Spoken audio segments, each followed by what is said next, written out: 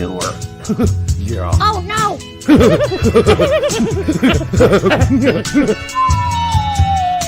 Matt, what the hell was that? Wasn't me, coach. Welcome to the straight red card. Get off our lawn. Welcome to the Straight Red Card. Hello. As always, hey, what's up? As always, sponsored by KY Jelly. I swear I have an unopened one somewhere, okay? I promise you I do, but this one's for the show. I can't take an open bottle of KY and display it. It's not right. But if the space is really tight, KY will make it right. Keep that in mind.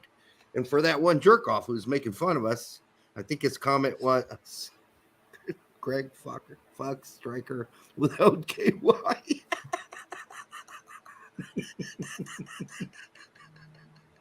We'll get to that. We will get to that. The big blunt, man. Good penis head. Come on, Gregg. But for the one guy, it's like, this is a perfect show for KY because you two ugly fucks, couldn't get any woman wet, so you have to use the KY. I was really wanting to reply to that and just say, no, dude, it's because we got really big cocks. Horse cocks. But I didn't do it. I didn't want calling us ugly fucks. That's not nice. Because we weren't always this ugly. I mean, outside of this right here, I mean, I'm good looking. This even makes me more attractive to the chicks. The chicks are like, "Hey, dude, your wife bitch slapped." Yeah, totally. I can totally make a bitch out of that guy.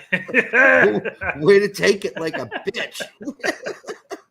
The turd in the background says, "Welcome to TSRC. Happy U.S. Men's National Team roster release. Gregg kicked me in the balls after I called Jurgen Jr. for leaving Pepi off. Oh, well, at least he used KY when he kicked his boot up my ass." Oh, that was nice of him. He must have made that poster.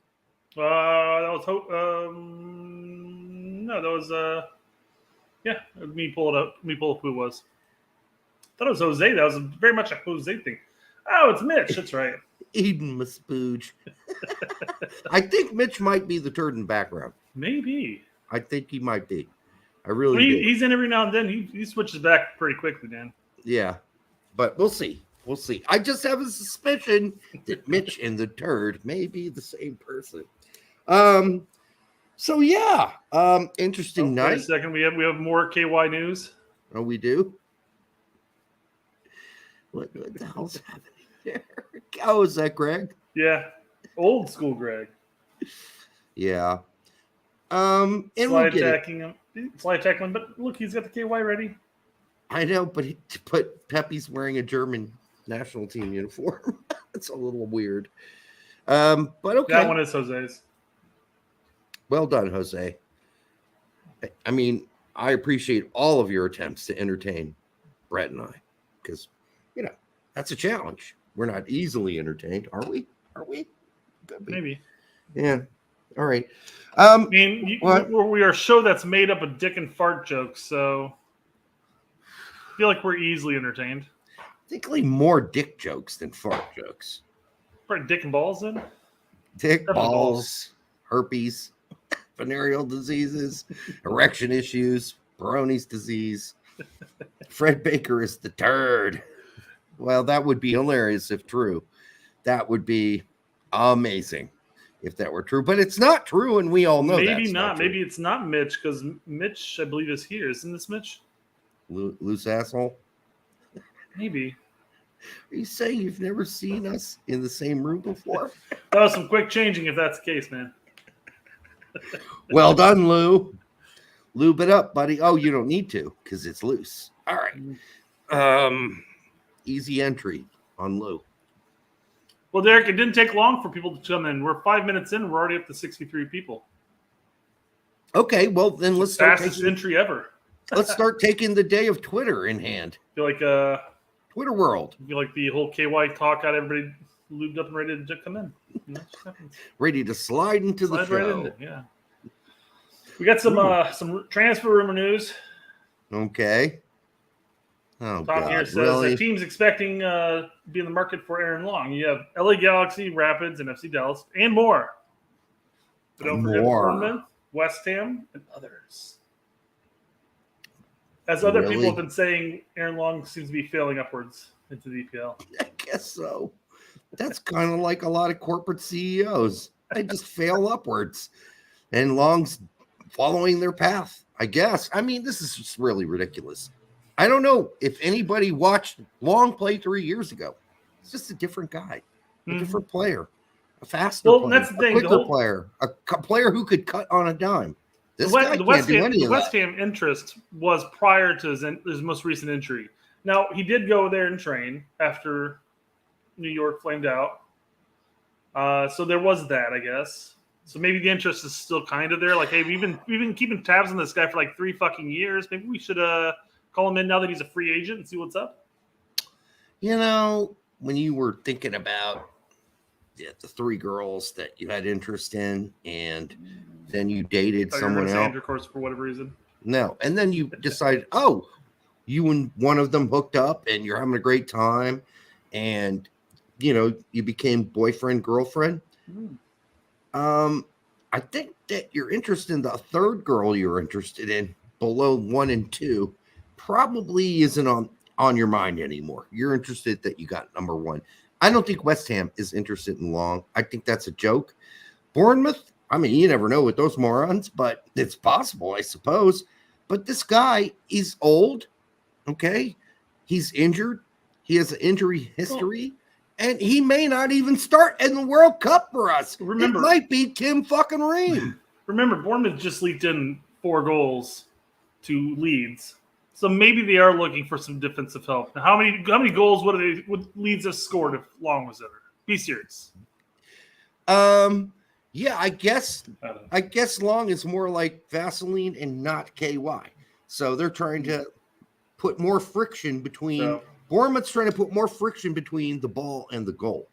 So I guess you bring Long in, but what you really want at defense is you want a lot of friction. So you want like sandpaper. You don't want Vaseline or KY. And Long's just Vaseline. It's still the goals are still gonna squeeze in there. Bournemouth also has a new owner who's American. I know. I get it. I understand that might make a difference. It certainly did at Venezia. We need a new center back, and here's an American that's playing month in, month out for Berhalter. Clearly, I think the American. Yeah, right. I think the American owners at Venezia, who basically whipped it out and splattergunned fucking American sperm all over Venezia, are really regretting that at this point. Because Lille, Busio, Tasman, there's 5 of them. Novakovic, who am I missing? DeVries, like the whole team's American, but only one of them plays. So that's where we are right now. That's Tasman. Well, I mean, you got to remember, a lot of the American talent is still relatively cheap in comparison. So they've filled up their depth. I mean, I can't imagine if only one's playing, it's clearly not the Americans on the pitch fault. He filled up something.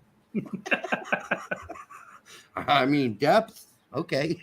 Venezia's depth about deep as diving headfirst into a 2-foot pool of water. All right. I just want to go on record and say I hope Long has an amazing World Cup. He seems like a nice guy. Stops all the play on his side of the pitch. I don't wish primarily because I don't want to see the U.S. to go 3-0. So. I don't wish misfortune on him at all, and I hope if he does get forced to play out of Berhalter's own stubbornness, that he somehow performs. Meanwhile, Germany is up 1-0 on the U.S. women's national team, who look an awful lot like the United States men's national team, the way they put their shit together.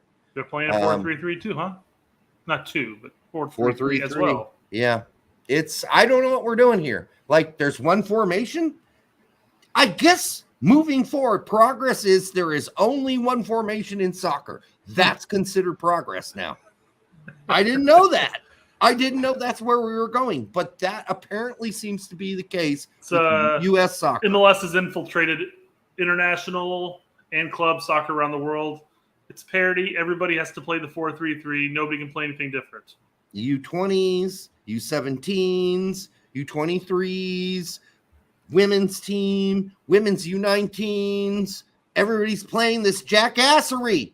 What is going on? There is more than one formation in soccer, depending on the talent you have on your team and who you're playing. Come on, U.S. Soccer. How blind, how stupid, how arrogant, how fixed in your way, how stubborn can you possibly fucking be? Okay, 4-3-3. I guess insert the Star Wars meme. This is the way, Derek. This is a trap. That's the meme. It's a trap. No, the meme. This is the way is from Mandalorian. It's a trap is definitely a classic, though. Yeah, it's but that's what this is. That's what this is. We've fallen into this single, like there are all these buckets laying around, right? And we put all of our urine in just one bucket instead of it's overflowing. And we could have pissed in multiple buckets. I don't understand this. Everyone overseas has the U.S. men's national team finishing 3rd or 4th. Just how you like it. Jose, they can fuck themselves in their own asses. I don't care what they say. It's just how we like it. We should still finish 2nd in this group. I'm sorry. Did anybody watch Bale in the MLS this season? Yeah, he got the game-tying goal in the MLS Cup. Big fucking deal. He had to come off the bench to do it. That's listen, we got to beat Wales and Iran. That's it. And we got to. We're supposed to. We should. Well, I like picking up the underdog mentality again. Like everybody's like, you're gonna be 3rd or last. And, it's possible. I kind of dig it. I kind of dig it. That's how it used to be. No. I mean, listen, they're not wrong. It very well we could finish last in the group. It is absolutely possible. It just depends on how stubborn Gregg's going to be. But based on his bringing of Haji Wright and actually mentioning the fact that there are more physical opponents we're going to face and we're going to have to play differently, I'm thinking, whoa, shit, maybe he did wake up and smell the fucking pile of shit on the floor and go, there's lots of different food in this pile of shit, and I got to understand why it stinks. It just figured it out. It's always surprising how much he can surprise me every window. Because, we get like 90% of the roster prediction right, but that last 10% is just sort of like, what the fuck happened? Where did this come from? It's amazing to me. In that whole interview with Herc, and it was just like, Gregg's ability to explain something, even if it doesn't necessarily give away any tactical info to our opponents or positional or how we're going to play them or whatever, it is so one-minded. Like, this guy has as many dimensions as a fucking pancake. All right? I mean, it's just unbelievable. 1, 2, I mean 3 technically, but how dull he is. He's so fucking dull. Thin. And I think he's been playing 4D chess this entire fucking time. He's like, dude, we're gonna fuck around in qualifiers, get 3rd place, barely qualify, just so we can confuse the world when we come out and play a 4-2-3-1 or a 4-4-2. Yeah, right. I think we're all gonna be like, what's in there? What the fuck's happening here? I mean, we're gonna put up like 5 goals. I mean, Pepi's not gonna be there to score 5 goals like he said he shouldn't be, but. Well, here was an opportunity to be really honest, and he still couldn't fucking do it. He couldn't pull it off.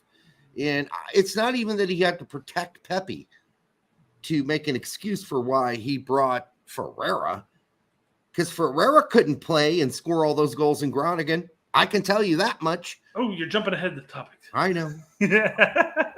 And nobody asked him that because they were so stunned. They had yet to come up with that question yet because they were stunned. But, Ferreira said, we'll cover how stunned everybody is when it comes to that type of shit. ProfitStockAlerts.com. Okay. Do you want to be a sponsor of Profit Stock Alerts? Let us know. I'm not a big fan of stocks. So, well, you can tell us how much the stock of KY is going up since we've been advertising for them. About 0.0362578%. Is that how much you purchased? I didn't have to purchase anything. They sent a whole box load. Yep. All right. I don't mind Haji over Pepi, but Pepi over Ferreira doesn't make sense. Wait. I don't mind Haji over Pepi. Okay. I don't think, but Gregg was very clear. He wasn't comparing Haji to Pepi. He was comparing Haji exactly. to PFOC. Yes. No, but he's saying because everybody assumed that Pepi was probably going to be the third. I mean, it was probably going to be Sargent, Pepi, and Ferreira. But for the most part, nobody was expecting PFOC. I don't know anybody who was necessarily expecting Wright unless they got some inside information Monday or Tuesday. Obviously, Vasquez is never a consideration. So at that point, to Berlin here, if we can bring in Haji Wright, why couldn't we have brought in Boyd? Is his point. Oh, well. But regardless, good point. His point is like if it was Haji over Pepi, Profit Stock Alerts doesn't have a problem with that. But the fact that it was Pepi or it was Ferreira over Pepi is the problem. Okay, but he didn't. He messed this up here. Should have been Ferreira over Pepi. You think Doesn't make sense. He might have been jerking off or smoking weed while he wrote this statement, I would guess, because he kind of flip-flopped things, like he got dyslexic or something. Yeah. Oh, he's smart to invest in KY. Thank you, Profit Stock. Listen, yeah. I mean, that's the whole thing is Pepi's just a better player than Ferreira. And if Greg says that they're basically the same player, which they're fucking not, by the way, because Ferreira's a hobbit and Pepi is 6'2" or 1 or whatever. One's a 9, one's not. Yeah, one's a 10, and we don't play a 10. So Ferreira should not have made this team. Period. End of story. I mean, Greg should have sucked it up. Maybe one of those things is he's going to branch back to a false 9. We saw with the U20s. It's possible. I think, honestly, this is a little bit of favoritism towards Ferreira. And I say this by saying when Pepi and Ferreira played together, who played the 9? Was it Ferreira? No, it was Pepi. And then who's scoring goals in Holland? Is that Ferreira? Could Ferreira score? Maybe if we play like a 2-striker formation, we could have seen Pepi and Ferreira. No, we couldn't see that because Pepi's not included. And we don't play 2 strikers ever. That's not a thing we do. Oh, Lawless had to open his big fucking trap. Here we go.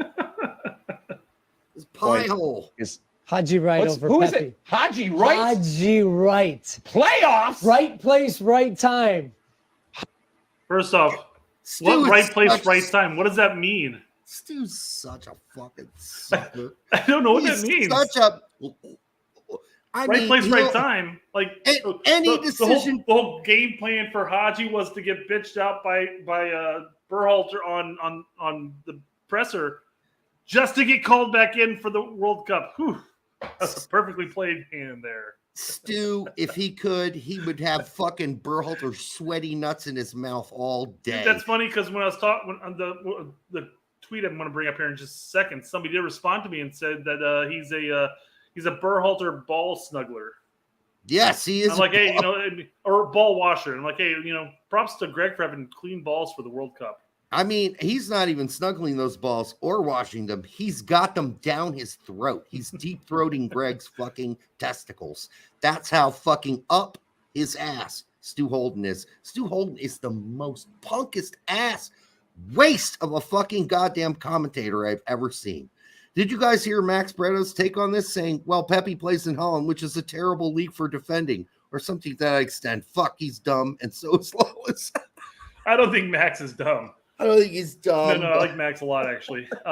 We're friends I will with Max. I will argue on that point and say, like, well, if you're going to say that Holland is bad for defending, I mean, you watched MLS. I mean, I know he has, clearly. I mean, come on. Yes. MLS is not the defensive juggernaut of the world.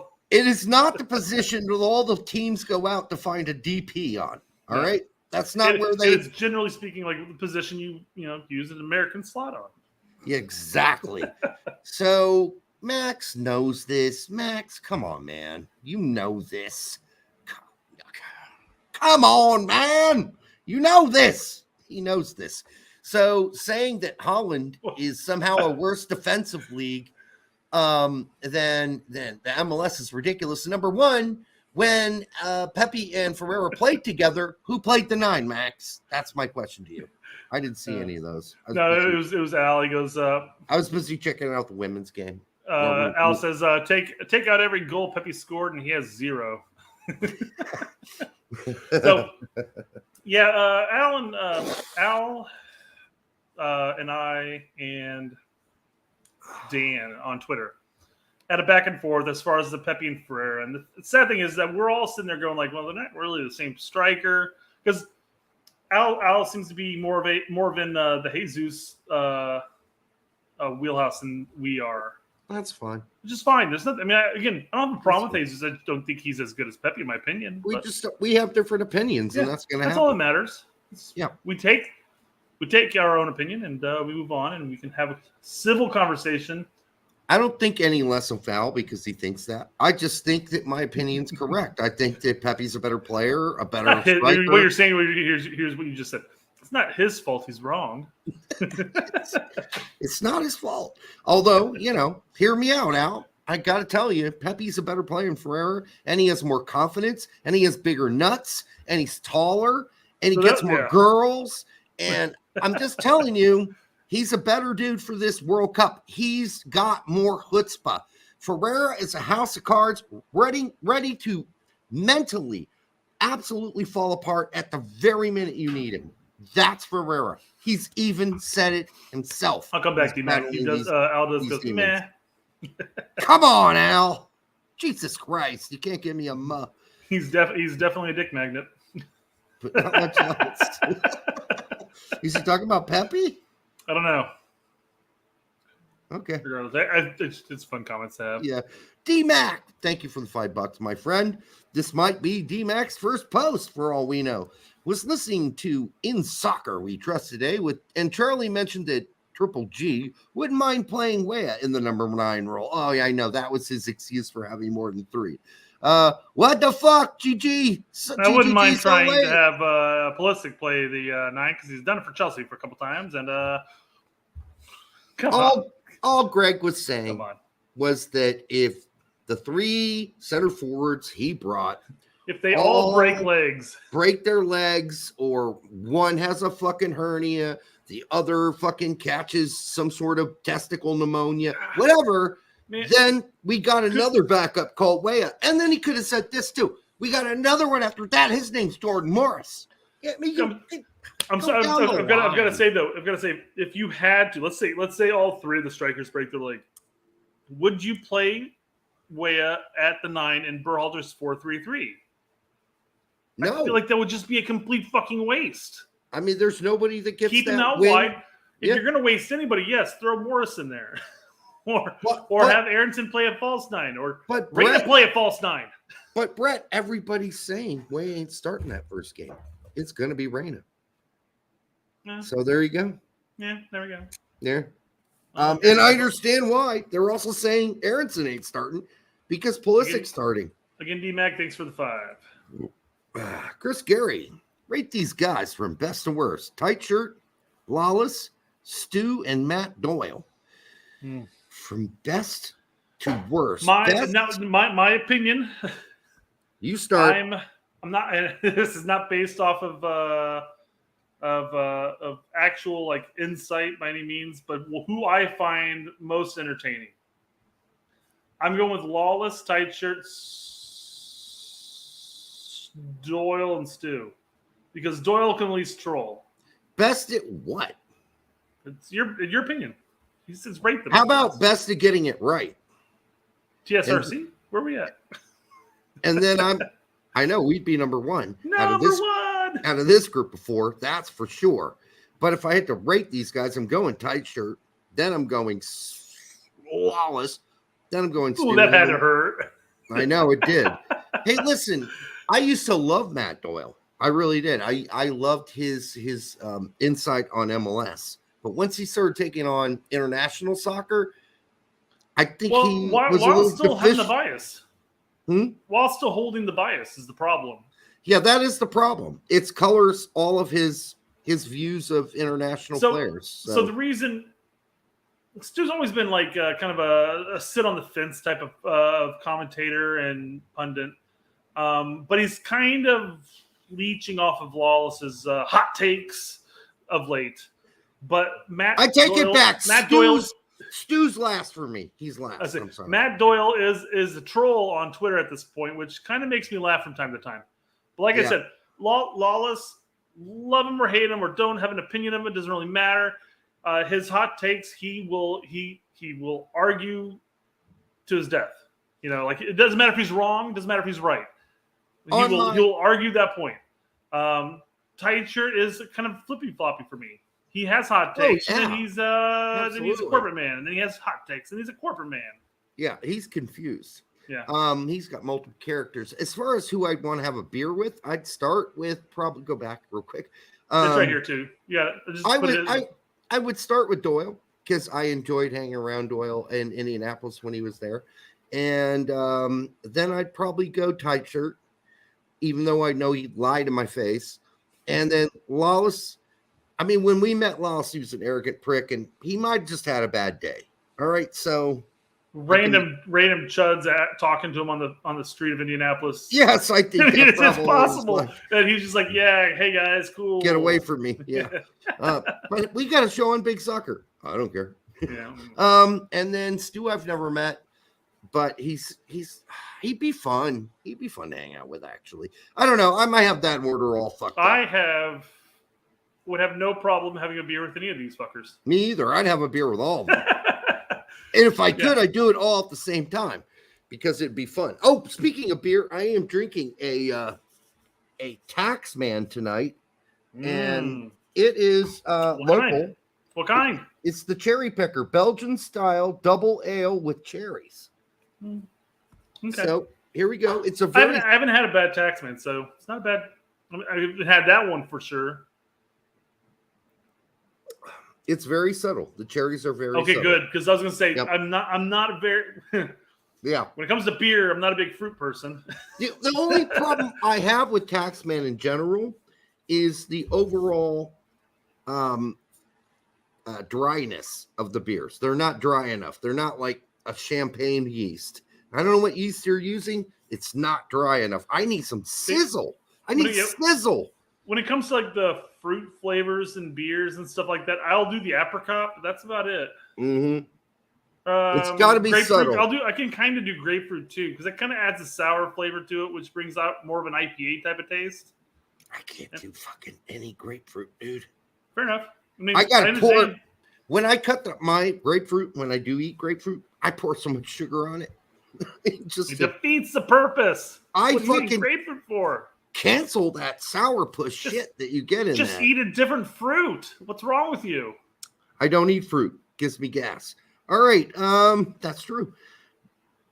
It makes me want to shit my pants. All right. Berliner Amerikaner says Winaldo is always number one. Out of these guys, I would rather have a beer with him first. Yes. I would rather have a beer with Winaldo, and also I would rank him higher up on best to worst. And then again, Winaldo, again, love him, hate him, don't have opinion of him, doesn't really matter. He will stand by his takes and die on that hill. Whether he's right or wrong, it doesn't matter. And I'd say more often than not, he's right. Yep.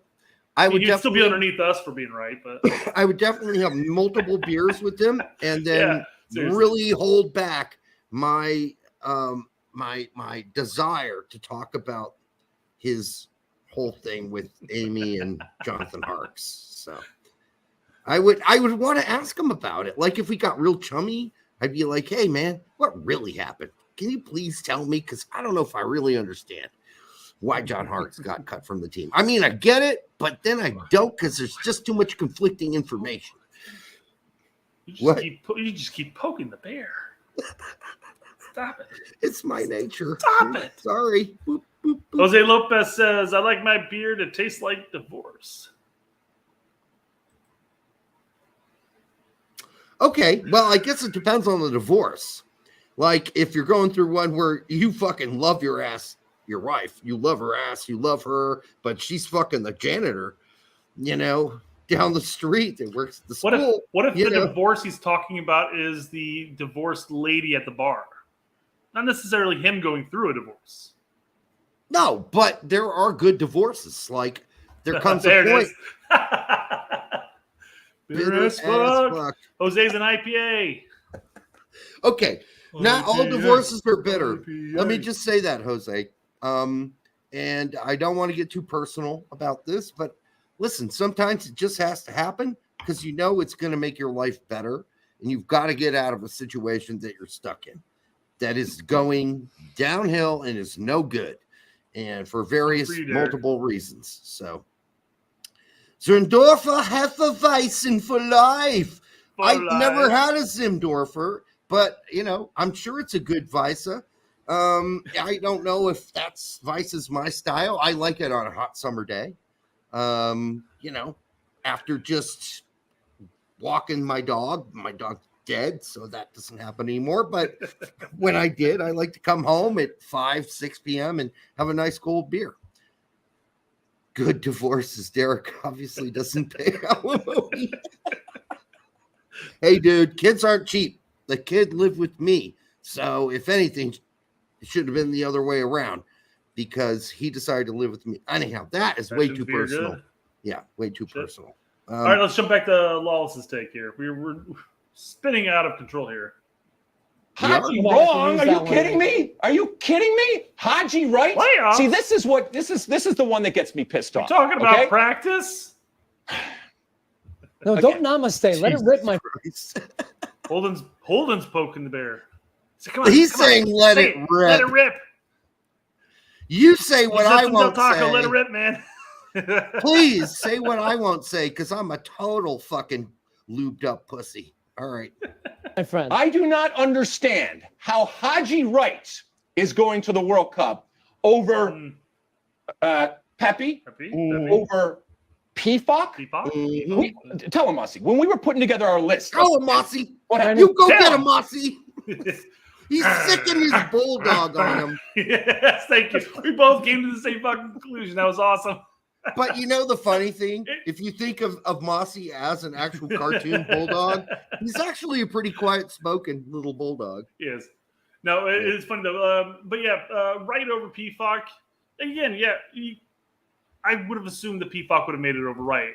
Yeah. Again, I'm assuming that Wright's there for a reason, that Berhalter is saying, hey, I want a Hail Mary, type of player that I can just put in the last 15 minutes and lob a ball up to. And pray to God he gets to it. That's PFOC. I know, but I'm just saying that's why I'm thinking that's why I think the right quote unquote position is there. I get it. He's like right over Pepi. Well, Pepi doesn't fit that role. Is what I'm saying. That's all I'm saying. There's no doubt about it that both Wright and PFOC are meatier and musclier and more physical guys than Pepi is. But if you're going to go in a head-to-head battle between PFOC and Wright, okay, so PFOC just recently stopped scoring in the last 9 games or whatever it's been. Okay, it's not been great. But how much is 4 or 5 goals worth in the Bundesliga compared to 8 goals or whatever it is in the Turkish league? 8 or 9, yeah, somewhere in that range. I would say, Greg's going to say it's fairly equal, and he had to really, oh my God, he lost sleep at night. And he was juggling 2 balls all night, and finally he just grabbed one and said, it's Haji Wright. Scored 2 goals in the last month and a half, and PFOC had none. I think the real difference, exactly. I think the real difference here, more than anything else, is that I think as far as team chemistry, I think if Berhalter would have said that would have been really smart last night. He said, listen, nothing against Pepi, but he has not spent as much time with the players on this team, the young core of this team, as long as Haji Wright's been playing with these guys. So you're saying instead of comparing Pepi to Ferreira, you say we're bringing Wright in because he has more experience with 5 players that are going to be starting on the pitch. I would say when you have the discussion about PFOC versus Pepi, which is the PFOC versus Wright, which was the question that he had to field. He didn't give us the real answer. And I think the real answer, when you come down to it, I think they got together and said, listen, Wright and McKennie and Pulisic and Adams and all these guys been playing with each other since they were fucking 11, 12, 13 years old. He fits in here. Pepi doesn't even speak English. He doesn't fit in here yet. He's only played a few handfuls. Not very well. He doesn't. What? Have you heard him? Have you heard him speak English? No, you're bullshitting me here. It's not very good. But Pepi hasn't been with these other guys, this core group. I don't believe you. After we're done here, I'm gonna have to look up an interview with them and take a look, because I can't believe that. No. Anyways, Berlin says, meanwhile, Boyd has 9 goals. Boyd might as well be a boil on the ass of Franz Beckenbauer at this point. I'm sorry, Greg doesn't care. Wait. Did you say P-fucker or did you say Pepi? No, P-fuck cannot speak English. I'm sorry. I thought you said Pepi. No, there are too many P's. Yes, sorry. There's P-fuck. Yes. I know P-fuck. P-fuck says bull, and that's about it. Yeah, and I'm saying between Wright and P-fuck. 100%. I'm with you here. Yeah, same page. Right. He's going to have a lot. Wright's going to have a better relationship with those guys. Core guys. Again, Wright had played throughout his youth with at least 5 starters for the team. So that definitely helps. But here's my bigger question is why didn't Gregg, if this is in fact the deciding point, why didn't Gregg bring him in earlier and play him more? Give him a chance because he's been scoring goals. That's not the question. I think all Gregg had to say was this. Listen, right now, I also have to think about team chemistry. And as much as I admire what PFOC has done in the Bundesliga, as far as the way all the guys operate and their history together playing since youth together, I think Haji Wright is the best fit for this team right now. I might regret making this decision. I hope I don't. And that's all he had to say. That's all he had to say. What I just said. Like, I should be fucking hired to give this guy advice on how to make excuses for his fucking decisions because he's too stupid to figure out himself. He says things like, well, I decided, right over PFOC. What? For what reason? Exactly. Tell me. We didn't get a real reason. We didn't get one. We got a bullshit reason. So let's hear what he has to say as far as what they were talking about when it comes to strikers. Brandon Vasquez? We did a segment debating who the strikers would be, and we listed all the possibilities. We debated whether even to include Haji Wright on that list of possible call-ups. That's fair. And here's why. Frankly, Berhalter, he played him in that El Salvador slop game in the Nations League. Exactly. He there, and then he absolutely ripped him afterwards and left him out of the September window. So I'll be honest, I'm shocked. No KY. 100%. That was my thing. Because when Wright's name was added to the qualifying list, not qualifying list, sorry, the World Cup list, I'm sitting there going like, the last time we've experienced him, he got a half against El Salvador in that shit match, and he got ripped apart by Berhalter. Who in the right mind would have assumed that he would have been brought into the World Cup roster? Nobody. No. It's insanely surprising. Nobody had him. Again makes me think that Berhalter has always had in his mind that the third striker was going to be that Hail Mary type. And to your point, Wright has a connection with the team. PFOC doesn't because PFOC doesn't have much playing time with the national team in general. But then Wright's also been a part of the team longer. You want to be? I'll be honest with you. I don't think Gregg thought about any of this until about a month ago. Do you think he was sitting in his armchair going, no? Maybe I do need a Hail Mary type striker. Here's what I'm thinking. And this would be true with any manager. You're managing the team day to day and game to game, window to window. You're not thinking of the World Cup until you get there. So I don't think he started thinking about this, the as he called them, the player profiles for the strikers until probably a month ago at best. So there you go. I just don't think that the team that Gregg has around him all got together with him and started really talking about game planning for Wales and England and legitimately putting down what we need to do to win those games until very recently. Honestly, I just don't think. So, do you think he's been pulling in the rosters for each window as the window comes? Yes, and not necessarily planning for the future. No. Okay. I don't think so.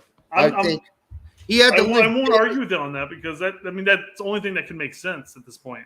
again, it makes sense because, listen, if you're the manager of the national team, you're just thinking about, okay, fuck, who do I want to see this last window who might be able to give us something in the World Cup?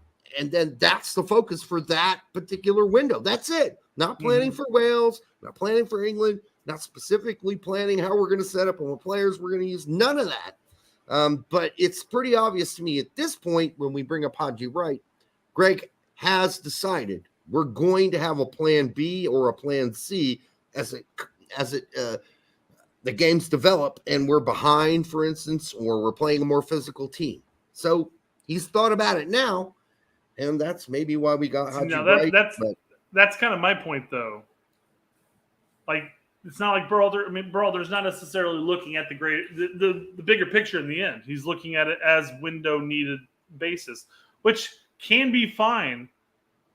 But if you're if it's strange that you can go from not playing at all a PFOC or a Haji type of striker, except for in the Nations League at the very end of Honduras match.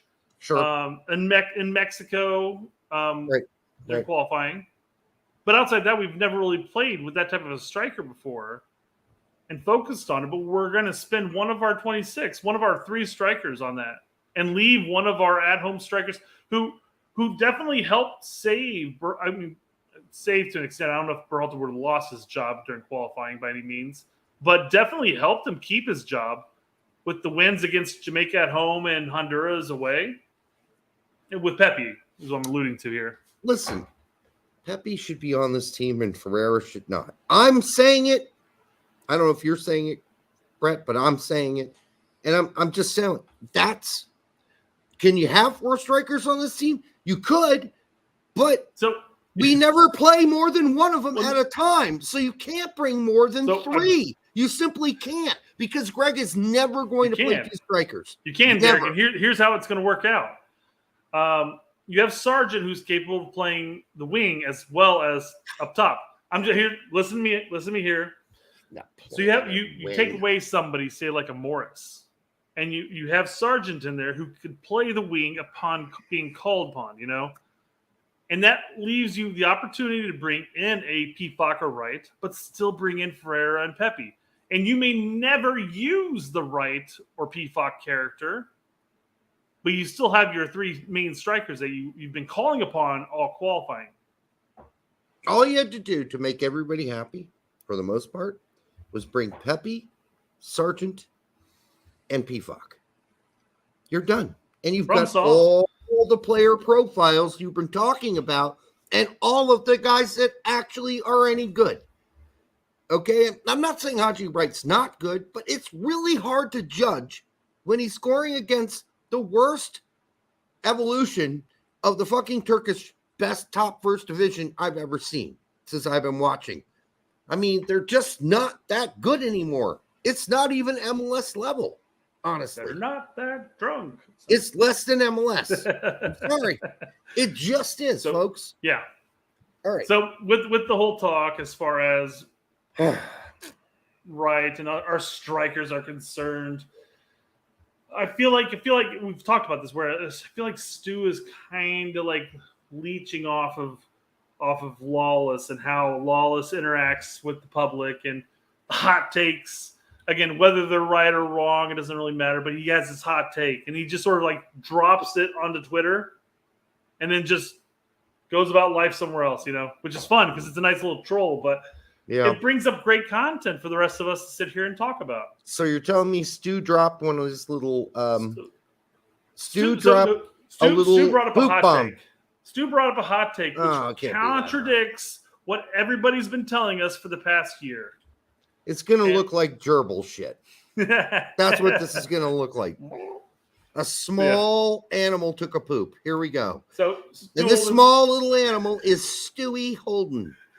So Pepi says Pepi didn't score a goal for a full calendar year. Fact. It's true. Had to drop down a division to start scoring goals. Fact. It's true. Are you convinced he can do it in the World Cup? And that's just a question. Are you convinced that Haji Wright can? Are you convinced that fucking Ferreira can? Come on, Stu. Really?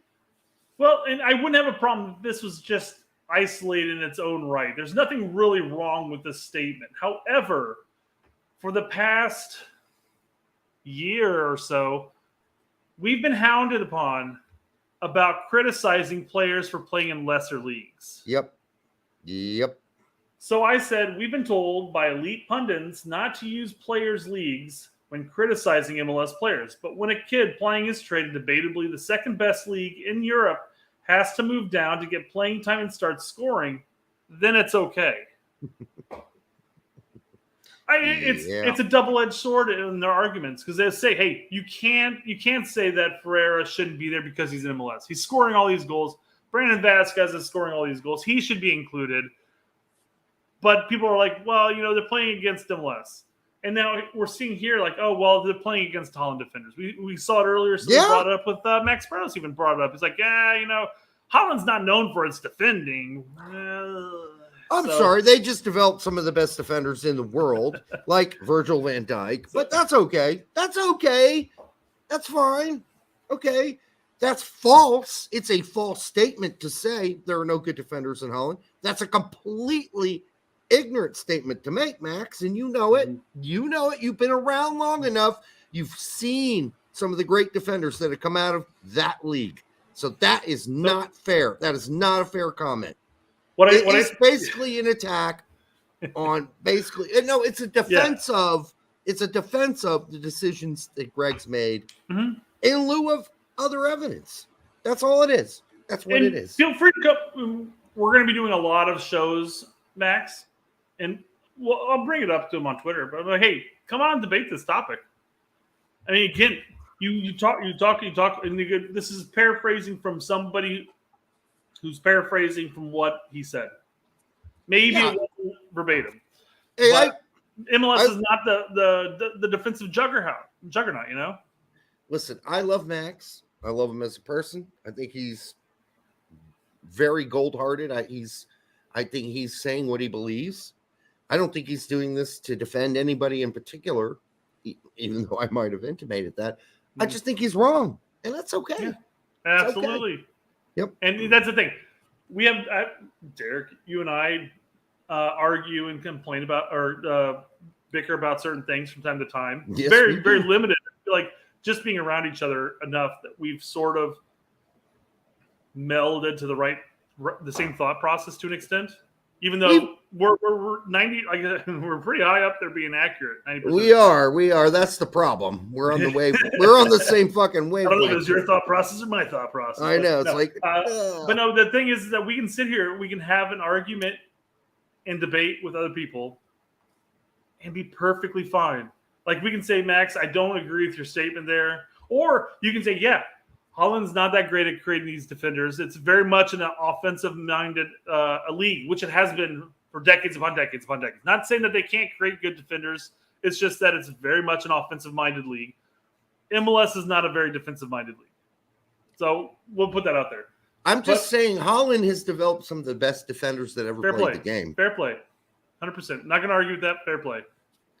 And Virgil van Dijk being one of them. So it's like saying Belgium's not a very defensive league. That's just a weird thing to say. Compared to what? MLS? I mean, Holland defenses are not bad. It's not like we're talking about, I don't know, Turkey. All right. Chris Gary says, I don't think Max would be interested in debate. I do like him, but he comes across as arrogant because he's been in the business forever. These new guys and their new opinions mean nothing to him. I mean, he had me on his show. He fucking, So, I mean, there's that, Chris, I guess. I'll argue against this in the sense that I feel like he'll be happy to debate us. I'm not saying that he'll sit there and take the time to debate everybody on Twitter by any means. I don't have that time either. Yeah. And I've got plenty of time at work. But no, I think if he was on our show and we talked about this topic itself, we could have a debate, and we may come at the end with not convincing either of us.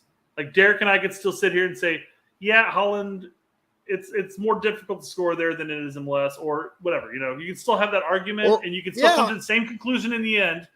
It's his opinion. That's all that really matters. All I would do is bring out a list of the top fucking center backs in the world that Holland's fucking created in that league for the last 20 years. And he would have to just ignore that, or he would just, I don't know, he'd have to ignore that. The porn bots are back.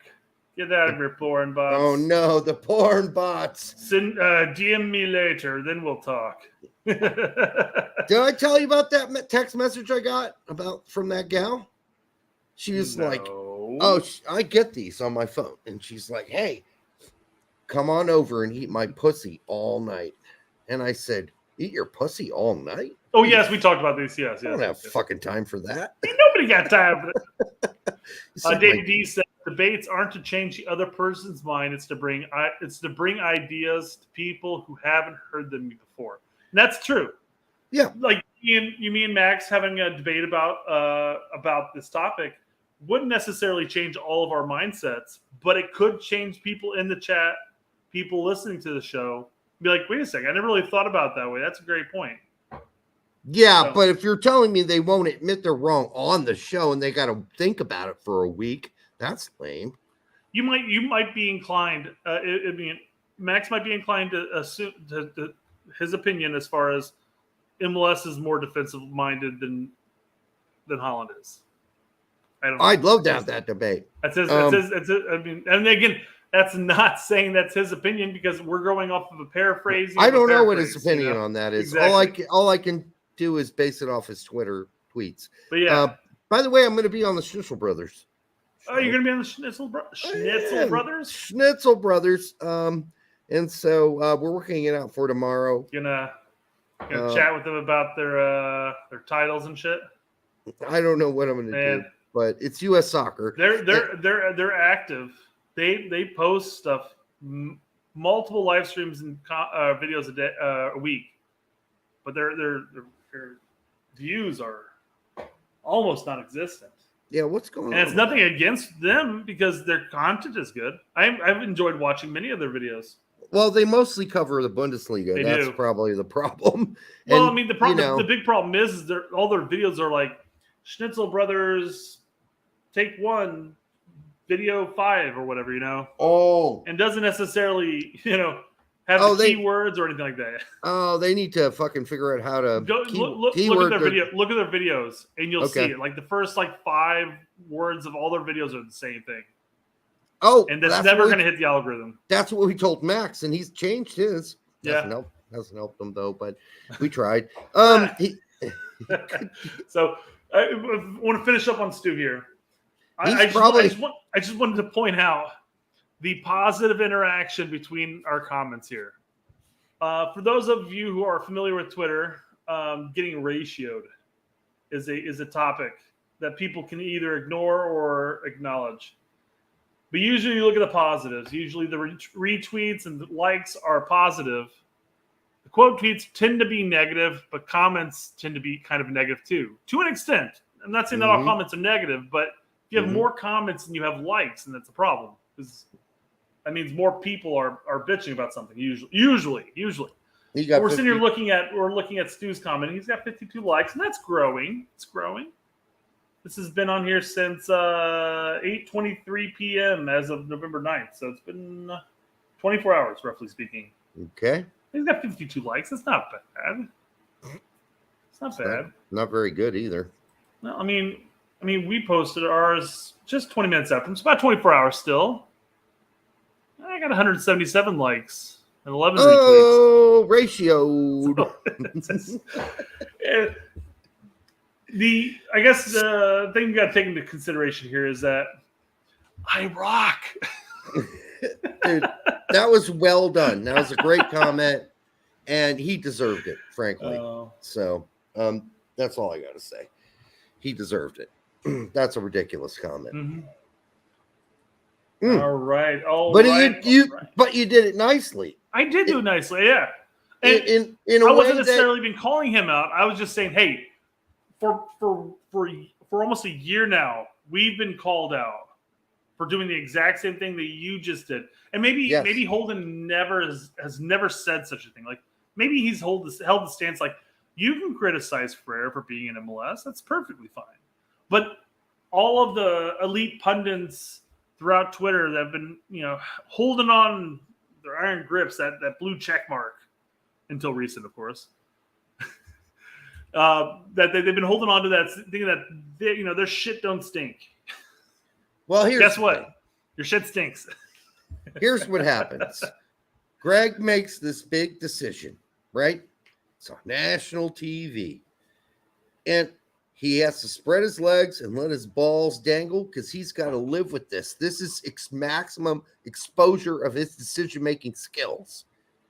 Then all these outsiders come with their wiffle ball bats, and they're going to beat fucking Gregg's balls in with these wiffle ball bats. Not going to hurt the balls, but they are going to leave some bruises and fucking red marks. And these motherfucking posers like Stu Holden get out there, and they're the wiffle ball bat blockers. That's what they are. They're like, oh, no, you can't smack him there. No, you don't hit his left testicle. I got that covered. Oh, no, you're not going to hit that right testicle. I'm fucking putting a shoulder up right near Gregg's right testicle. You won't hit that one. Nope. Get your fucking wiffle ball bat out of my... If I've ever seen a possible clip for a video to throw up on YouTube, it's that right there.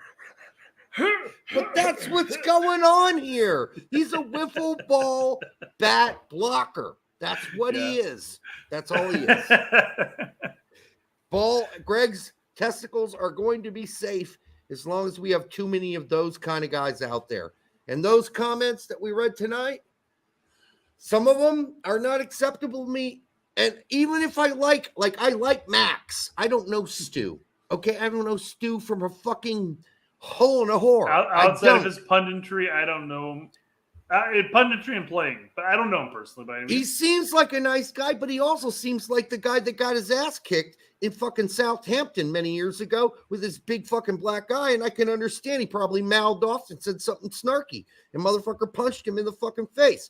That shit happens too. So I don't know who Stu is. I've never met him. I've never had a beer with him. I've never done a show with him. So I don't know. But I just think he seems very poserish to me. Whereas I actually can look at what Bretto says and go, no, Bretto's believes what he says. He's just wrong, and I disagree with him sometimes. That's all. That's the difference. Nate comes out with some hard truths here. He said, if I was Brett, I'd be less humorous and playful about... I wouldn't mince words. I'd put it out there and basically be fearless. I treat social media for what it is. It's a shit show, and I enjoy my time being on there because I just go to have fun. Basically, what Derek was doing, incidentally, I don't know if you were actually doing that on purpose. No, this is a little smoky. Yeah, no, I don't know if you were doing that just to shake it up or actually get the motion in there. Shake it up. I mean, for me, that's all social media is. I broadcast our show and I go out there and I have fun. Occasionally, I get a little salty, and usually that salty is not necessarily directed at anybody in particular, but more or less a topic in general. Right. Like I got salty about the whole toxic comments that everybody was getting. Like, oh, don't ignore all those people. They're just toxic. I'm like, fuck off. Yeah. That's right. No way to handle the situation. Why not try to have a conversation and communicate?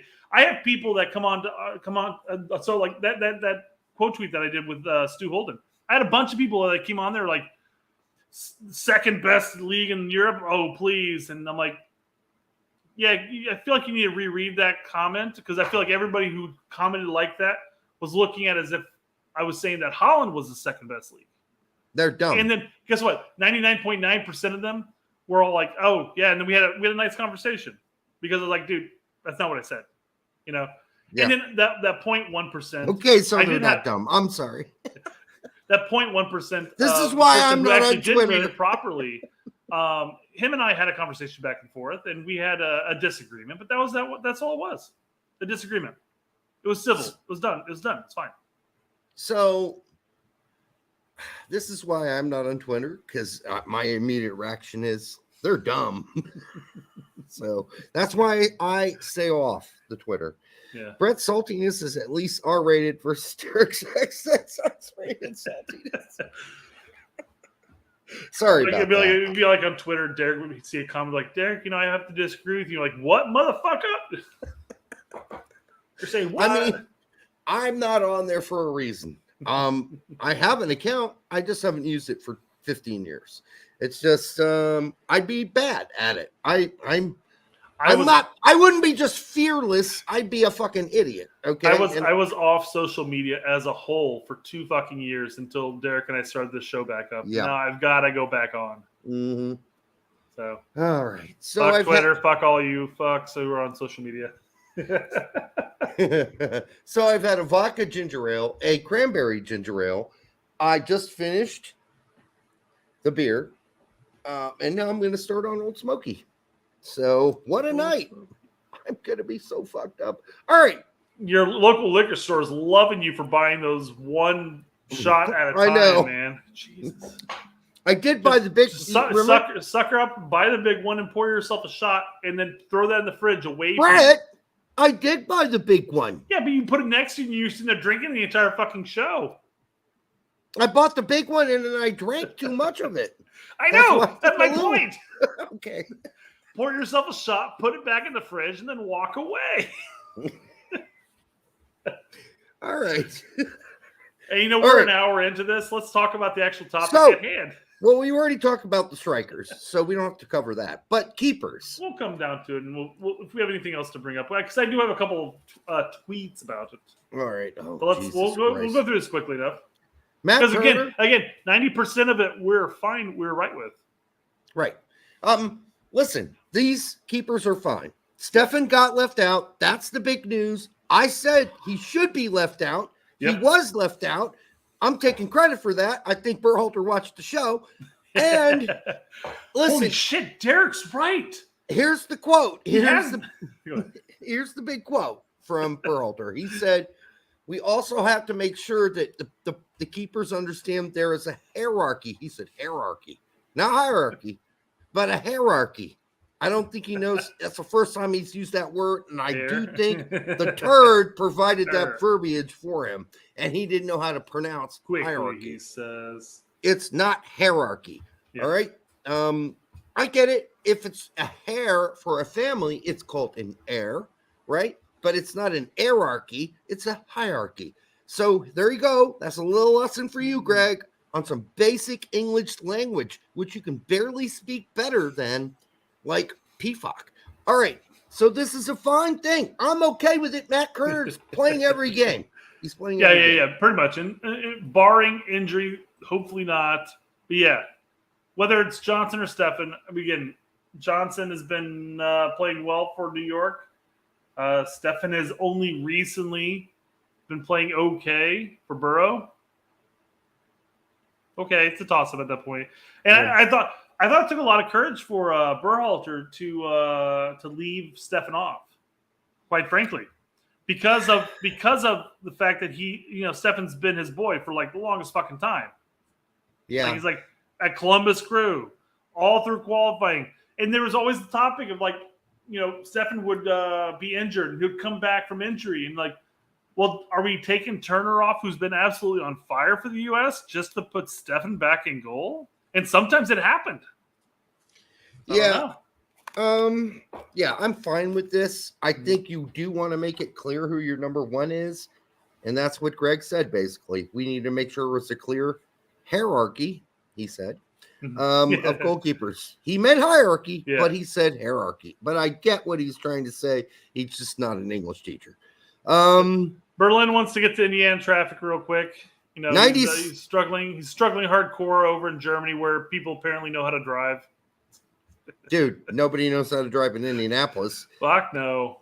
96th Street was a clusterfuck. It is a cluster. I can't believe you opted to live down there, because that is a clusterfuck of all epic proportions. Well, the problem is I had to go shopping after work, so by the time I was done shopping at Kroger,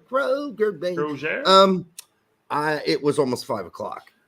So I screwed up. That's shithole timing right there. I needed to shop faster, basically. Yeah. Yeah. I was going. Here's my bit of Indiana driving news. I was going to drop my daughter off at my parents' house, and I'm on a road, and even Derek won't even. He'll know the numbers, but won't know it. But 1,000 north in Hancock County. But I was about to turn left into their neighborhood and waiting for all the cars coming by this way to finish. And there's a neighborhood on both sides. My parents live on the south side of the 1,000 north. There's another neighborhood on the north side. And there's some chick on the north side that's wanting to turn left. And finally, the lane opens up to where I can turn. I'm getting ready to turn. And that bitch turns out in front of me and turns left. She's lucky I didn't fucking T-bone her ass. Dude, it happens every day. My daughter in my car, and I was like, I'm not going to fuck this shit. So I put my hands in the air like this, and I'm looking at her. She passed me going, what the fuck? Well, at least you let her know she was a dumbass. She was going to be late for her first period class. I'm pretty sure she was in high school. Oh. Well, yeah. Anyhow, I don't want to get turn. I don't want to get into other options that could have happened. Nope. But let's get to defenders. Yeah. Here we go. All right. Yeah, high school girls. All right. Cameron Carter-Vickers. Cameron Carter. 18 legal, right? There was a series. Yes. I believe it was on Pornhub. All right. Cameron Carter-Vickers made the team. That's okay. That's not a surprise. I'm glad that he's healthy and they got brought in. Yeah. Do I need to read all these? Because here's the we can go down the list real quick. Yeah, Dest, Long, Moore, Ream, Robinson, okay. Long and Moore, Yedlin, Zimmerman. Okay, we got through them. Okay, looking through the list, the only question mark really is Moore. Yes, it was whether excess. Or not, to your point, whether or not he even needs to be there. No, it's excess. We talked about, because in my list I had Cannon as the fifth option there, and he was left off. What that tells me is that Berhalter has zero intention of trying to play a 3-back at any point this World Cup. Does not, no. It's going to be a 4-3-3. That's just how it's going to be. You leave Cannon off. Not saying that he's your first go-to on a 3-back line, but he's tried that. The whole, put Cannon and allow Jedi to go up in the attack. You know? Well, no. I mean, the real problem with this whole lineup is that there are too many right backs. You don't need 4. You just don't need 4. That's too many right backs. It is. No, I think 3 is enough, and that's including one of them as the backup left back. Correct. Now, the only excuse you could use for Gregg is, well, Jedi has a propensity for injuries, and so does Dest. Oh, thank you. I'm glad you brought Dest up, because I was like, I'm feeling fine with Jedi at this point. Mm-hmm. It's Dest I'm concerned with, because he's randomly out on matches when he shouldn't be out for random injuries that are occurring. Yeah, and he hasn't really played that much in like the last 4 months. Exactly. So you can make that argument that maybe he's looking at this going like, I am not overly confident with my starting right back. Maybe I need to bring an extra back just in case. Here we go. I'm writing for Gregg, and I should be working for Gregg because I could make the excuses that he can't make for him. And, I would have said if I were Gregg, listen, I'm happy that Dest and Jedi are scheduled to be healthy for the World Cup, but both of them have had recent injuries. Mm-hmm. And so I'm bringing extra coverage there. That's why I'm bringing 3 other guys, because I might only get 3 because these guys get injured during a match. So I need 3 other guys. Boom, problem solved. No one bitches. Nobody says a thing. No one complains. You just explained it, Gregg. But you couldn't explain it, you dumbass, because you're too stupid. You're too dumb, you meathead. God, what a meathead. How hard is this? I mean, Brett, how hard is it to come up with a reasonable explanation that doesn't get anyone in trouble, but answers the question? It's not hard. Why are the people running U.S. soccer so fucking stupid? How is it possible? I'm sorry, have you been to their website recently? How is it possible that these people are this dumb?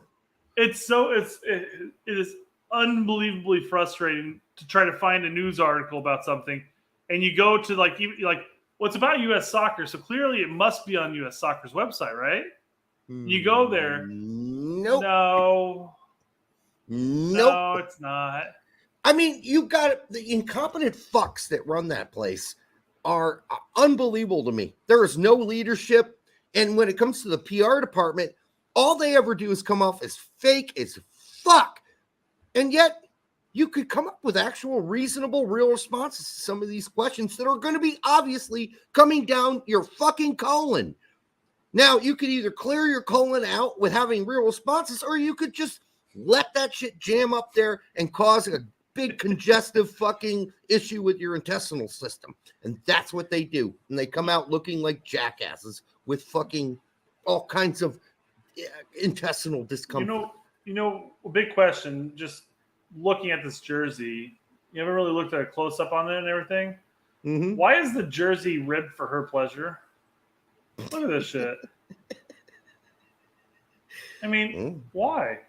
What's the point of this? Yeah, there's no point because you can't find a vagina big enough to squeeze into with that. You would need a larger, rather large woman. Probably a double-sized woman. Yeah. At least. Maybe 4 times. 500% increase. I mean, it's nice. Even if you tuck your arms in and you want to try to get in there, it's still going to be kind of tight. That's the point of KY, right? Yes. Full circle, guys. It's like that. Who was it? Jim Carrey who climbed in the rhinoceros? Right, climbs out of it because his fan breaks. Yeah. It's so fucking disgusting. Nature's so beautiful. Oh my god! What a scene! And it was another movie later on where the guy who does Ali G, where he's all up in that fucking, I don't know what it is, camel's ass. Borat? Yes, but it wasn't Borat. It was another character he plays. Was it Bruno? Might have been. Bruno? You had to hide in a camel's anus or something. I don't know about that. Or twat. Anyhow, somebody else. My sister-in-law was nice enough to suggest Bruno as a Christmas movie with the in-laws and my wife's grandma. Such the worst decision ever. Yeah, that's not going to work out real well. Are you still Sacha Baron Cohen is the actor's name, but yeah.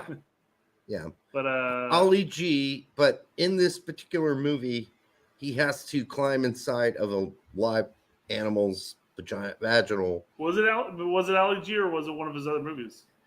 I don't know. I might be just really high and can't remember. All right, let's do midfielders. Yeah. Brendan Aronson is not a midfielder. He's not going to play as a midfielder. So just putting him in this box is just really a way.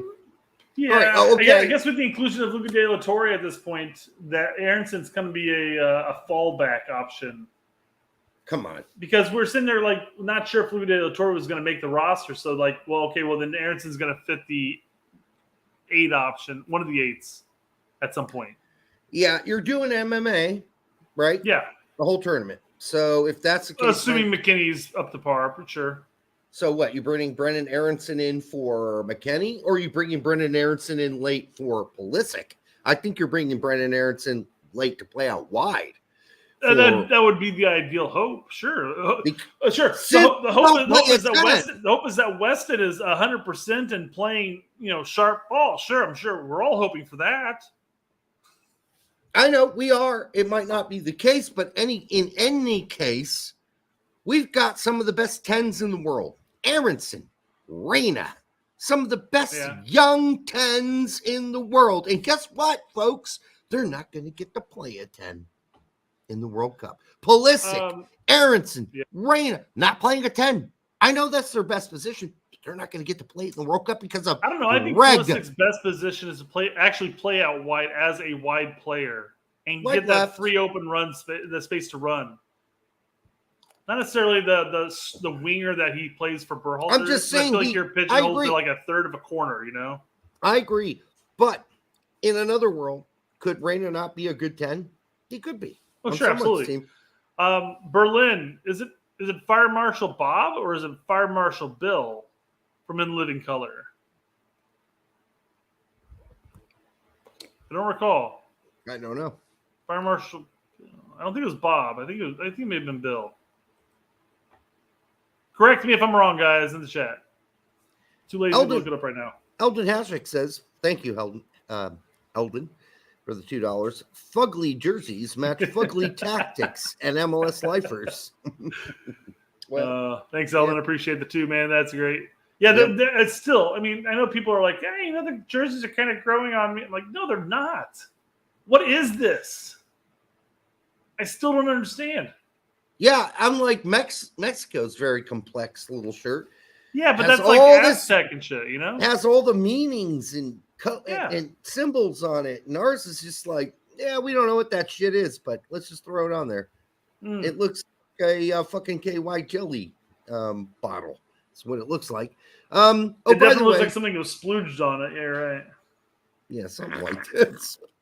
Dinosaur. All right, Christian rolled on, made the team, Brett. And I said it was likely. I brought up one of the rumors. I said it was very possible.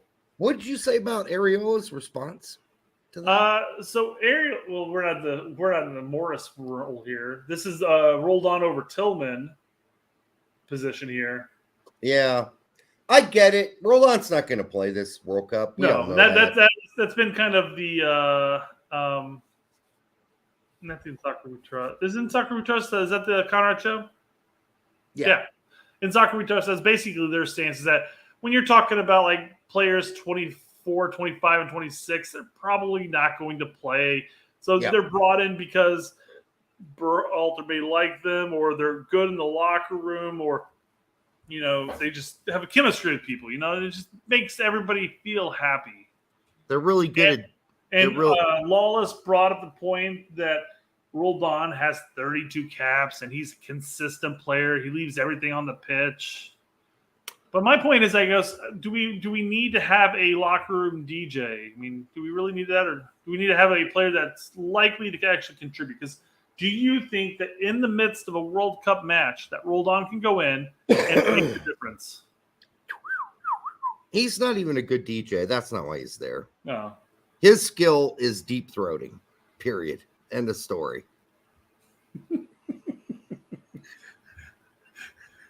Yeah. People take our show as whatever Bible, let's just say, like, I mean, we're those toxic people that everybody talks about. Like, quit insulting the players, guys. I'm told they're all adults. Fuck, come on. I'm told he can take it right down past the tonsils. I make the shit I say to my friends would just destroy these players if that were the case. I mean, me and a friend of mine had a completely like heated debate as far as where a fucking railroad track, which direction it went off on, like whether it was going to Lafayette or going to Fort Wayne. It turns out we were both right, but. But that's beside the point, man. It's funny because Evie goes, we were in the car doing that, having this bitch fest back and forth, and Evie goes, "Oh my fucking god, you guys are talking about railroads. Shut the fuck up." And I turned to him, I'm like, she doesn't understand. She doesn't understand, really. No. But no, seriously, any true guy talk in that sense if the pundits are accurate and that these players are severely getting butthurt by stuff that are said on Twitter or whatever, then they would get destroyed in real life with real guy talk. Yeah, I mean, seriously. So I just made a face fucking joke about Roldan. Exactly. Is he really going to take offense to that, or is he going to realize that I am absolutely making an incredibly absurd joke that couldn't possibly be true? There is no way that Christian Roldan is deep-throating all the coaches before every game that they go out, and that he's so good at it that he's got to be the 26th man on the team. All right? That's a joke, people. Seriously. There's no way he's that good at deep-throating. All right. Nate, where's Vicky? Derek and Brett, do you think with all the chart changes we saw Gregg make Leaving out Stefan, leaving out Pepi, and leaving out Cannon? I'm sorry, I have to pause for your periods. Leaving out Cannon, who were all Gregg butt buddies, that he might actually go 4-2-3-1. So, nope, we're just busting your balls, Nate. We love you. No, he knows. He's on an iPad, and he makes one too many taps on the space bar. All of a sudden, bam! Period. Yeah. He's a 17-year-old girl. All right. First period. All right. No. That's and you jackasses. Killing me, man, with that grammar. Killing me on that. Those periods are killing me. Right. There on your iPad there is an icon for a microphone, and you can actually speak into the iPad. It's another option. It's another option. And then when you want a period, you just say period.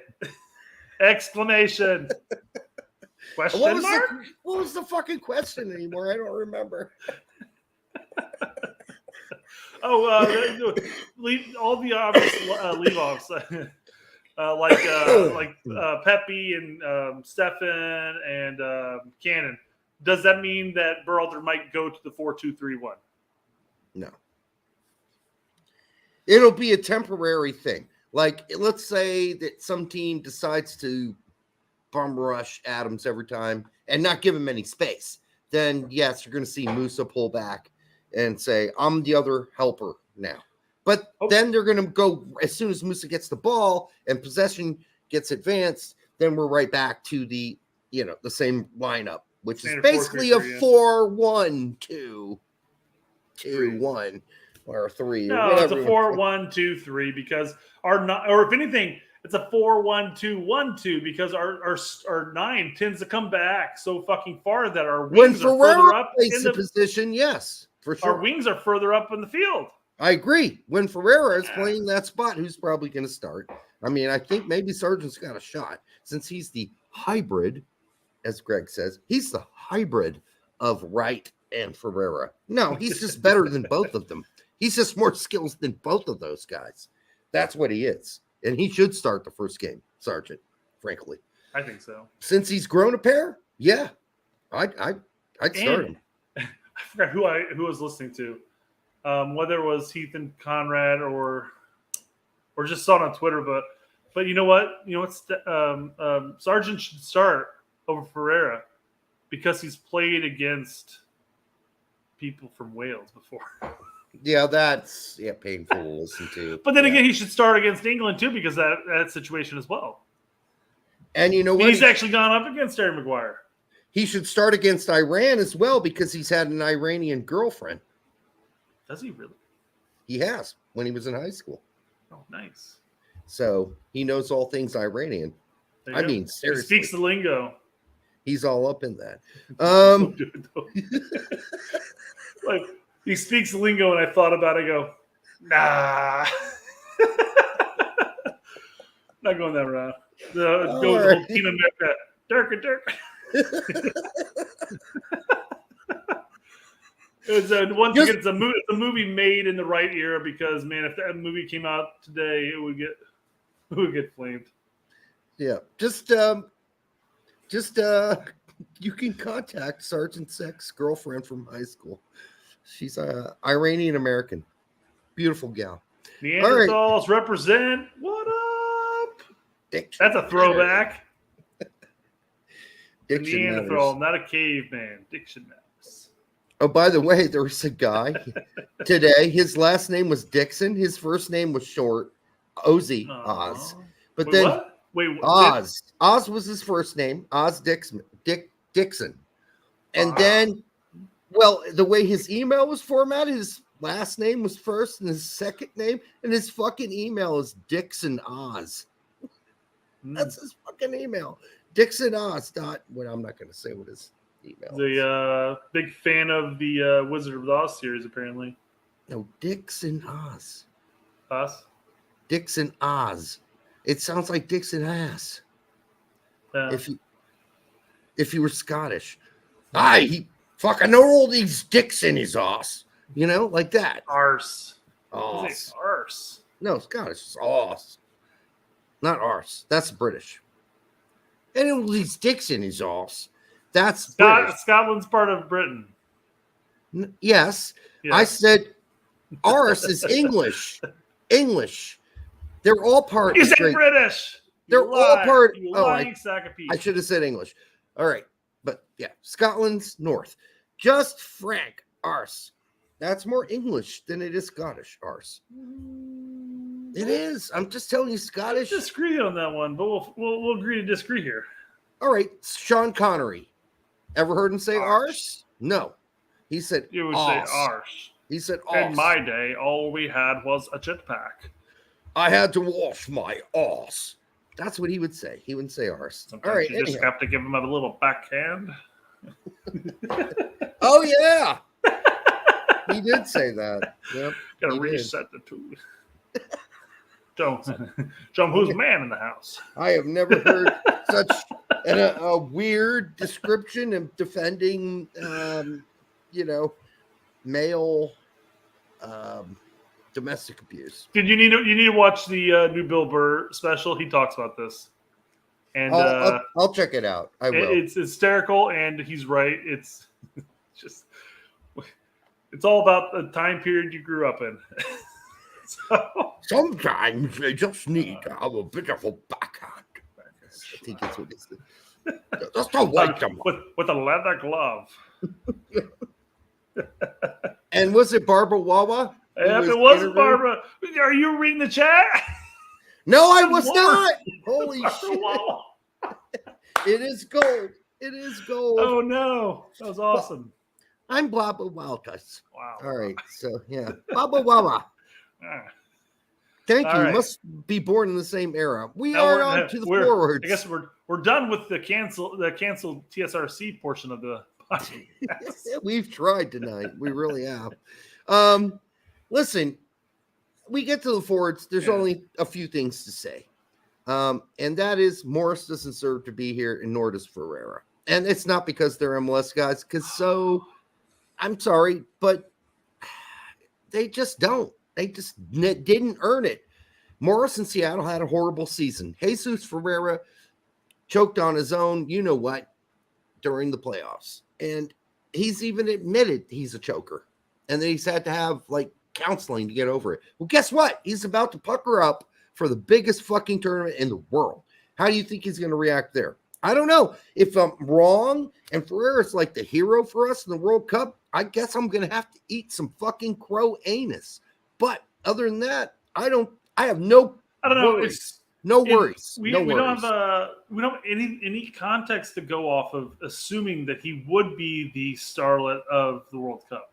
He's not going to be. Pepi might have been, but it ain't going to be Ferreira. Period. No, I think just like with all Berhalter's formations and tactics, the 9 is going to get shafted here. Sargent's going to go out there, or if it's Ferreira, it doesn't really matter at this point because it's going to be Ferreira, Sargent. They're just going to be workhorses that are going to be doing nothing more than checking back into the midfield, collecting the ball, playing it out wide, and then you have basically your 8s or your wings scoring all the goals or set plays. The big question is, are we talking about different 9s for different games? Are we starting Ferreira in game 1? And then moving to Wright in game 2 versus England, and then moving to Sargent in game 3 versus Iran. I guess, do you think there's any tactical advantage for doing that in any of those 3 matches? I think it's incredibly uncomfortable to do that. It doesn't build team chemistry to have a different striker every game. I would think that the first and second game would be the same striker, and then the third game you go from there. You don't want to just flip-flop throughout the qualifiers with group stages. No, I get you, but I don't know what Gregg's thinking, because he was talking about playing more physical teams, and then for that you need a more physical player. Do you mean that to start, or do you mean in the last 20 minutes? Well, which team in our group is going to be less physical than the other? Okay, so only Iran's probably going to be a little. Okay, here's how the levels go on physicality: England 8. Wales 6, Iran 5, So that's the physicality meter as I see it. But I think England's going to be very physical. I think everybody's going to come into this World Cup playing a very physical game as well as their own game. But they're going to be, I don't know. I don't agree with that. I feel like you have to pick your who you think your best striker is on the opening game and that second game, and then whatever happens on the third game. So, like, let's say if by the third game, at that point we're pretty much guaranteed. Maybe we won both games and we're qualified. throwing shit to the wind there, but I mean, but let's just say or whatever, But you got to go into each game assuming that it's must win at that point. Yes, you do, but we don't know what Gregg's mentality is when it comes to thinking about must win. Like, does that mean the same guy? Does that mean a different guy? Does that mean a different formation? Fuck no, it doesn't. Doesn't mean a different fucking formation. Not for Gregg. Listen, if we play a 4-2-3-1 in any one of these games, I will fucking shit gold and mail it to fucking Berhalter. I will shit gold, and I can't do that, can I? That's not physically possible. What's that? What's the liquor with the gold leaves in it? I guess I could do that. What's that? Yeah. What is that? I don't remember. It's expensive. I'm spacing what that is. Yeah. But Berlin says you definitely don't play Sargent against England. Berlin, are you saying that you should play Wright against England because you're going to be playing more of a direct style game at that point, and not necessarily the play out of the back with courage and I don't you would expect? I do see Sargent as the hybrid of the two others, and I don't see any reason why he couldn't play against England. I don't see why he couldn't, but I'm Goldschlager. There it is. Yeah, Goldschlager. Right. But yeah, maybe it's a style of play. Maybe Berhalter goes into the England game realizing that we're probably not going to play the standard 4-3-3 high press that we normally would. Although I feel like we always play better in that against teams that are playing better than us. Yeah, because it opens up the pitch for our press. It works against Mexico. I don't know. Yeah, I mean, I don't have much more to say here on the strikers. I just think that we're going to have to live with this. It's not horrible city, right? We all thought Ferreira was going to make the team anyhow. We just thought it was going to be Ferreira, Sargent, and Pepi. And it's not Pepi. It's Haji Wright, who I do like Haji Wright. But it's really hard for me to know how good he really is, because if you watch his highlight film and all the goals he scored in Turkey, you're kind of like, whoa, that's horrible fucking defense. That's not Haji Wright's fault. No. But so the same could be said about Pepi, though. Not a defensive league. I really do think that Gregg, yeah, right. I really do think Gregg thought about this and said, listen, Haji Wright is loved by these guys. He's Pulisic's ex-teammate. He fits in with McKennie and Adams and Reina and all these guys that he grew up playing with. I think for the glue, we got to bring him because PFOC can't even speak English. And I don't know what the excuse is to not bring Pepi, because I would have brought him over Morris. I would have brought him over Shaq Moore. I would have brought a fourth fucking striker. But then that's me, right? Because I'm not going to play a fucking 4-3-3 with one striker all goddamn tournament like Gregg is. There you go. Gregg Berhalter on U.S. men's national team. Hold on, before you jump on that. Sargent was an abject failure against as a CF against DPL defense. Well, you didn't really play CF that often with didn't get to DPL. Yep. Pookie was there like 95% of the time. I'm not saying that he didn't score his chances. There were a number of chances that Sargent should have scored. Saying that, you've got to gauge who our strikers are and go from there who you think is more likely to score a goal against an English defense. Do you really think Ferreira is the best option there? No. Or do you think Wright's the best option there? Or do you think Sargent is? And you go from that point. You can't gauge how Sargent did with arguably the worst team in EPL history for a long time and go off that. And he only got to play winger. Except for 2 games? It was 2 games he got to play striker. Being Ace's dad. $2. Thank you, my Appreciate friend. That. It's almost like he couldn't bring 4 strikers. Yeah, I know. Rolling eye emoji. Yeah, he could have. He could have. And he didn't. Because, listen, he's a fucking hairless ball sack motherfucker who only plays one formation. Maybe two. And that's the 3-4-3 or the 3 in the back little thing he tries to do. But other than that, he's a one-dimensional dude.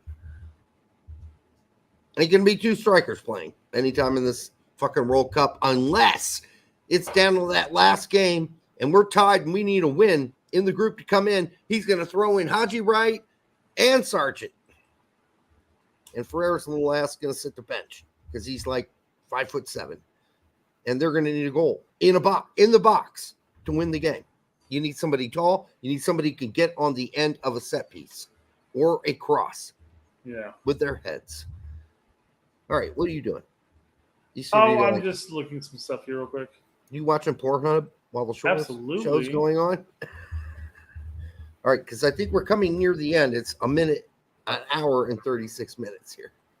Typing in Josh Sargent's new to transfer market, but nothing keeps coming up. Keeps failing. Weird. Very weird. U.S. men's national team only, says Gregg Berhalter on U.S. men's strikers. We weren't comparing Haji to Ricardo Pepi. We were comparing Haji to Jordan Pepi. More physical. We wanted one profile to be the physical presence. Yeah, we already with talked Pepi, we were comparing him against Jesus. Yeah, so that's to my point, is that he was looking at one of the 3 strikers to be that physical type. Dude, I just talked about that earlier in the show. No, I did too. So we both talked about it. I'm just covering this because I had it pulled up. Well, put it back in. So Jose brings up he goes, a good read of screen. Immigrants from Mexico, Guatemala, El Salvador, Honduras have oftentimes experienced disenfranchisement in the United States, directly or indirectly.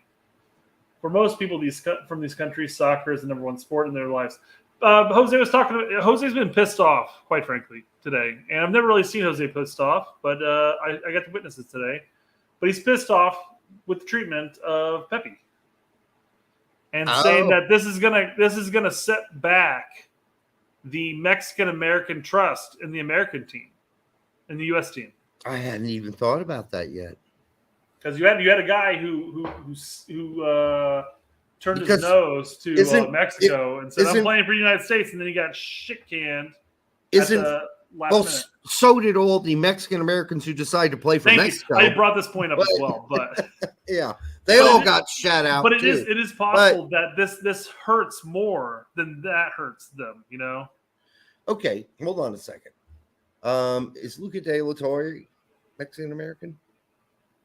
I have no idea. I know he doesn't speak a lick of Spanish until he Liga. Now we know that Ferreira is Colombian. I believe so. Do we have any other Mexican Americans that made the team? Let me think. Well, we know Roldan's El Salvador. Yeah, obviously not Mexican. Zimmerman is. Luis de la Torre's father is from Spain. Oh, wow. Yeah, that's a good point, dude. I hadn't really thought about it like that, Jose.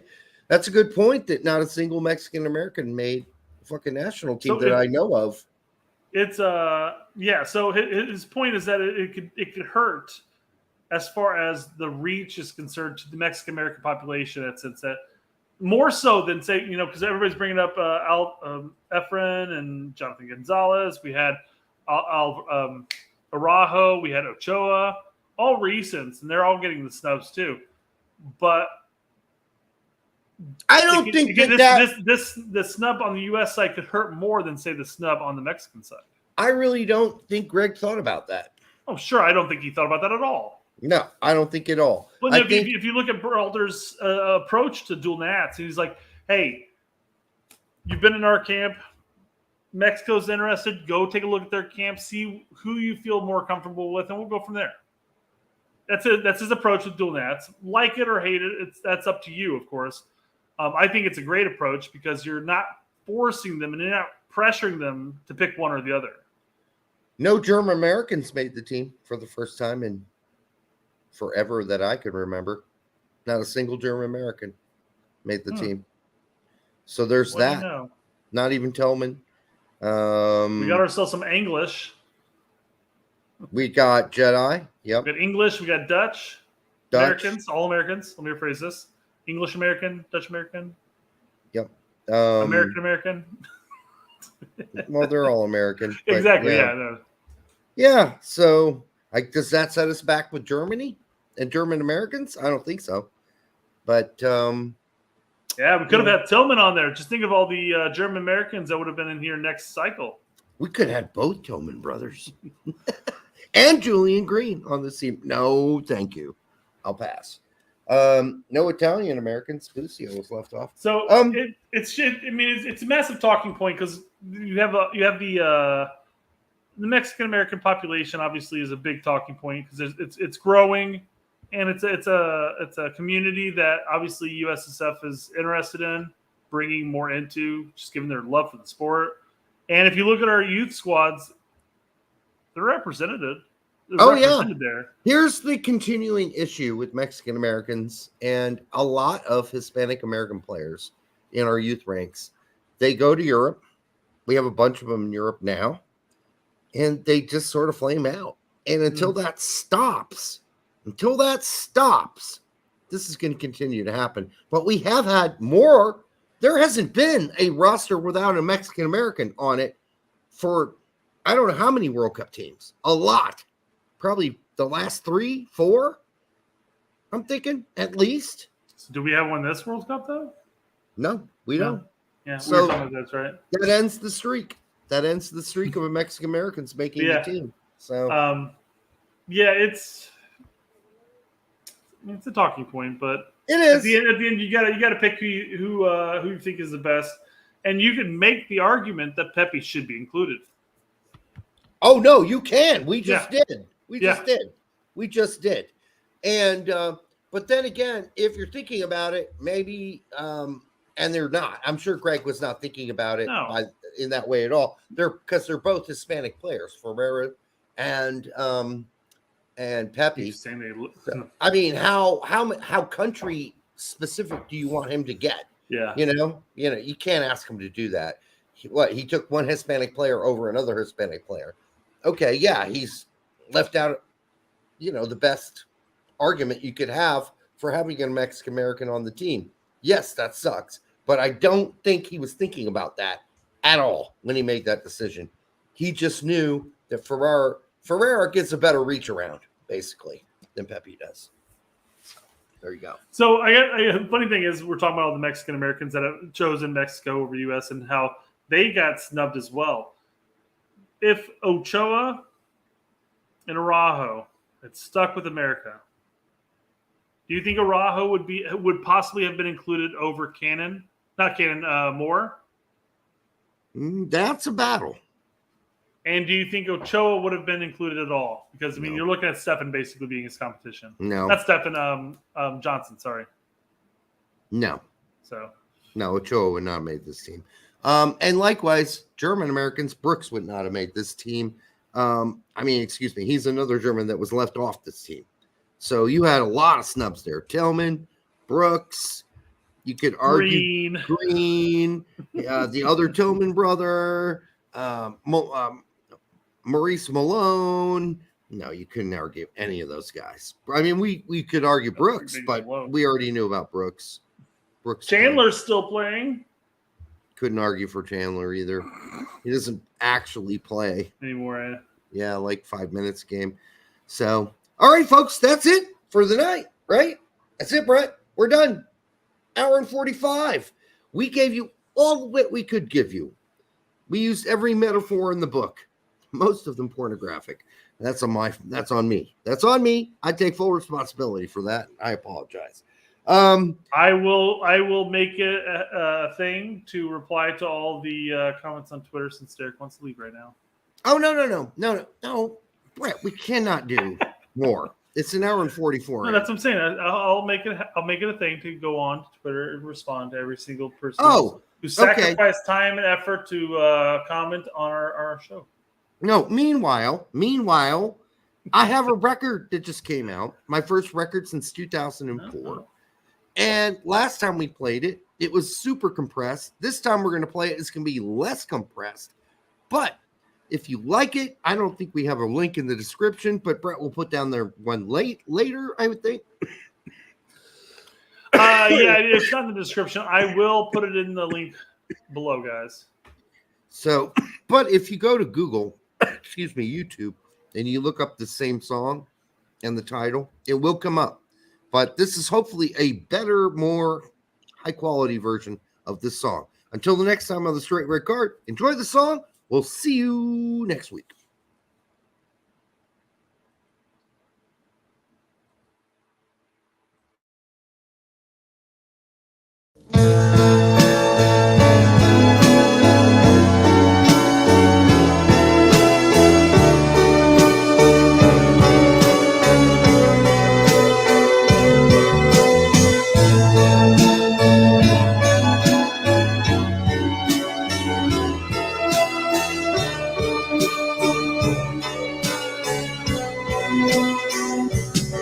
But she's a trap, she's an unsung novel, turn a lap and get your whole world dazzled on the line, or a phone call with or without wine. Oh, I'm a star, I'm a magazine hero in a bar, I'm a faceless hero in a bind. I can add 1 and 1, it equals 2. I feel it turning around, I know there's nothing new underneath your guile. She's a crown, she's a crown.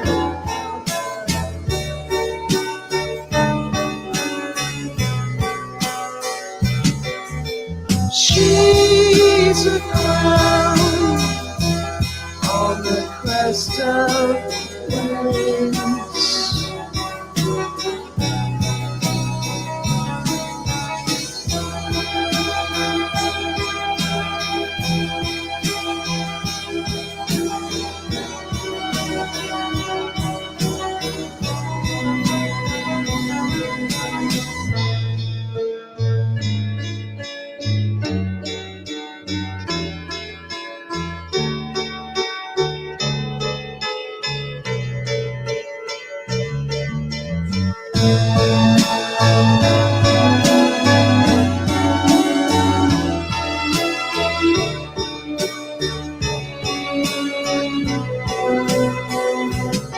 She's a trap, she's an unsung novel, turn a lap and get your whole world dazzled on the line, or a phone call with or without wine. I'm a star, I'm a magazine zero in a bar, I'm a faceless hero in a bind. I can add 1 and 1, it equals 2. She's a crown, she's a crown.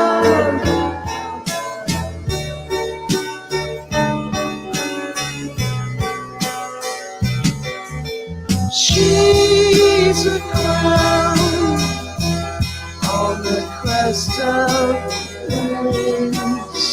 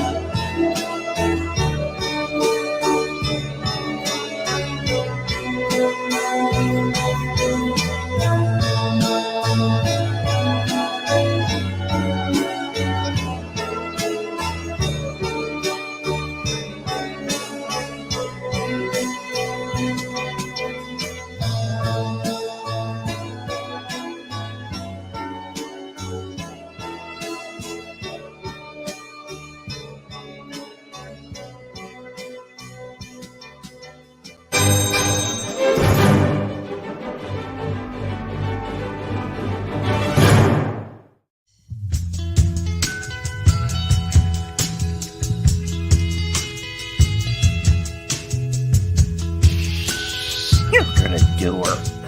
Yeah. Oh no!